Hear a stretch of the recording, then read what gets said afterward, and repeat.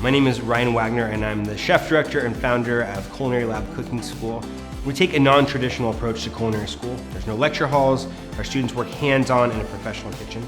Instead of sending students home with textbooks, we provide them with video-driven content to study from. We expose our students to the culinary industry as early and as often as possible through a 1,000-hour paid apprenticeship and guest chef instructors from top local restaurants. Our students learn about how food is grown, raised, or produced by taking field trips to experience it firsthand. They visit restaurants, food vendors, an equipment supplier. They even get to go to a pastured poultry farm and process chickens from live to usable product that we then take back to the school to cook with.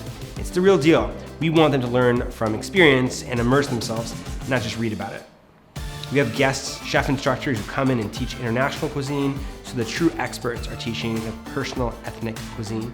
And most importantly, we use a lab model in teaching. So instead of lecture, we have experimentation with multiple types of proteins or using different acids or other ingredients that vary the flavor or texture or color of a dish. So students can experience it firsthand instead of just hearing about it or reading about it.